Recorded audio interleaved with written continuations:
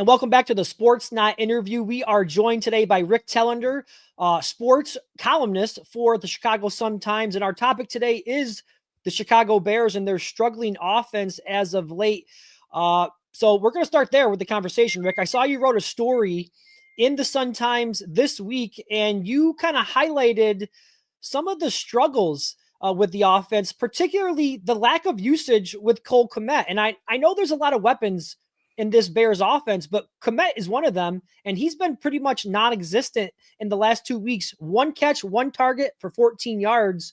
What's going on with this, and why are they not using him a little bit more? I think there's probably legitimate reasons, but part of it is I don't know, and it doesn't make any sense.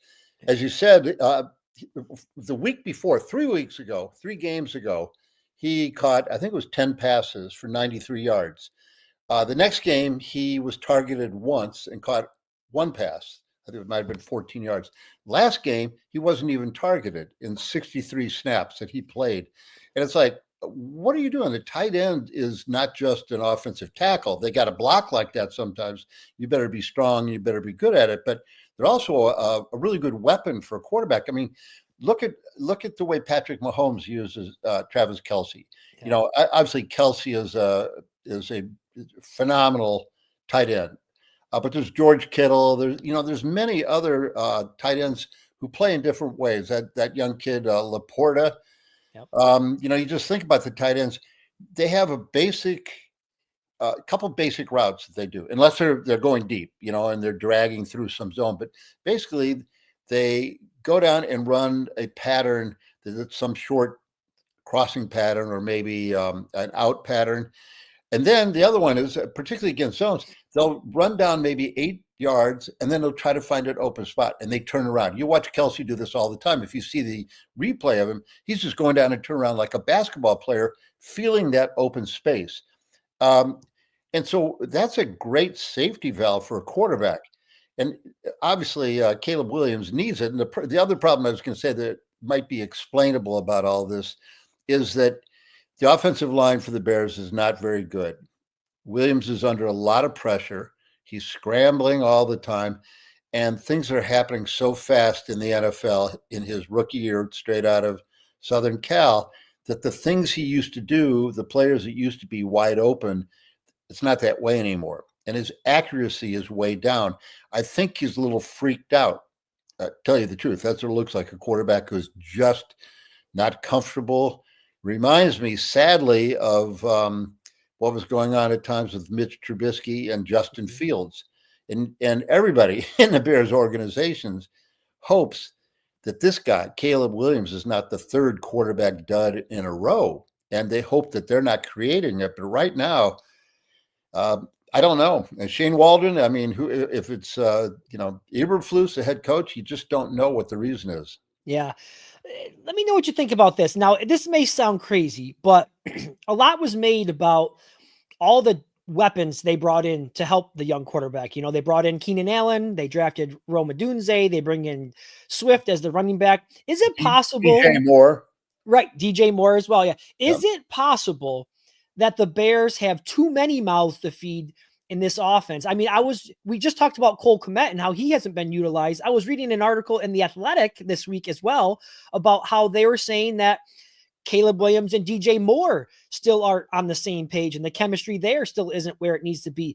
I mean, that can be a lot of pressure on a young quarterback to try to get the ball to all these great players. I mean, a couple of these guys, Allen is a former wide receiver number 1. DJ Moore is a, wide receiver 1. Odunze was a wide receiver 1 in college. So these are guys who are used to being fed the ball. And I'm not saying that there's any unhappiness within the locker room, but I just think there's a lot of pressure on the quarterback there to try to get the ball to all these people, to make sure they're getting the touches, and even so on the play caller as well, to try to get everybody involved week to week. What are your thoughts on that? Well, I agree completely. They go into the locker room, and all it takes is maybe one of the wide receivers to say, "Hey, bro, you missed me when I was wide open," or "How about throwing me the ball?" Just take like 2 seconds. Nobody might even hear it. And that creates a tension. And believe me, I was a wide receiver back in high school till my senior year. And you can't do anything if nobody throws you the ball. You can run the greatest pattern, be wide open, waving your hands and all this stuff, and the ball doesn't come. And you look at film, and maybe the quarterback at that moment had to dodge a rusher. The connection has to be there, but that psychological tension that you're talking about can absolutely be there. You've got four receivers almost all the time. The two wideouts, a flanker, and a tight end. You could also throw to a back out of the backfield. But most of them are not going to get the ball in every pass play. The Bears passed 41 times last game. Williams completed 22. And none of those, as we said, was sent to, in Cole Kmet's direction. Yeah. Kmet's, in his fifth year this should be his wheelhouse right now. So I'm not sure how he's feeling about it.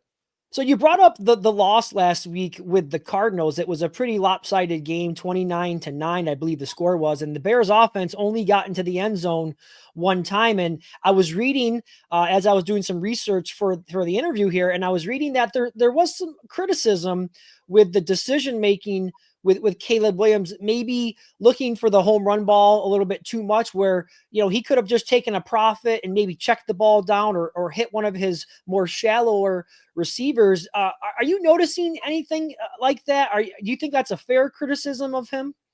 No, I think it's a fair criticism. I think a lot of things are fair criticisms right now because it's all interwoven. This isn't college football, and it takes a long time to figure that out. You're not going to go out there and just light up, San Diego State or something like that. All these players were all conference in college. They're maybe all pro. Nobody's as open as they used to be, and you want to go for those long bombs that are very dramatic and can change a game. You got a defensive back right on the guy, and they're chicken fighting all the way down. I mean, you could call pass interference on the offense and the defensive players anytime you have a long pass like that. You see it, their hands grabbing jerseys, pushing away, shoving off. I think that sometimes he's missing the quick throws. If you watch Aaron Rodgers or you watched him when he was in his prime, he would drop back and the ball's gone in 2.5 seconds, just like a little dart here or there or whatever. Yeah. You pick up 6 yards on a play. That's a good gain. You do that 2 times, you got a first down.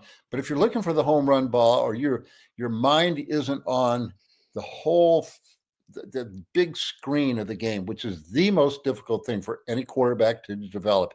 You watch somebody like Peyton Manning or some of these guys who they can see this thing that we can't, as mere mortals. There's so many moving parts that to figure out which part is open and when it will be open. You actually throw the ball quite often when a guy, before he breaks just past this defender in a zone, he's not open, and it's physics. This person is running at this speed, and your ball is going at this speed, and it's also curving a little. I'm not sure if people are aware of that. But you throw a long pass to a quarterback, and it's got an arc to it because of the spiral. All those things have to go through a quarterback's mind instantly. It's a lot to think about. I remember talking to Dan Marino one time, and I said, my God, I was actually on the field behind the end zone looking out at what he was seeing during a game. The Dolphins were playing somebody, and I looked at it and it was like, oh my God, it's just all this stuff. And he said, it's like being on a damn carousel and all this stuff is going around this circle. And meanwhile, people are trying to cripple you. Yeah. So, and believe me, Caleb Williams is finding that out. Yeah, there's a reason why they say it's one of the hardest positions in all of sports to play. There's a lot going on at the quarterback position. Real quick, last one I have for you here. The Bears, they take on the Patriots this week before they begin a stretch of divisional matchups. If things should go south here for any reason, I know the offense is struggling a little bit. Is it possible we see changes in the coaching ranks? Is it possible Shane Waldron could be made the scapegoat? I know Eberflus was one of the coaches that many people considered to be on thin ice entering the season. The likelihood that there could be a coaching change, in your opinion?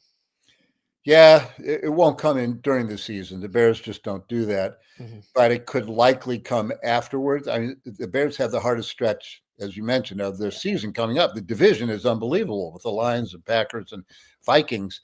They're expected to go somewhere around 500. I predicted everybody who thought about them be 8-9, 9-8, something like that.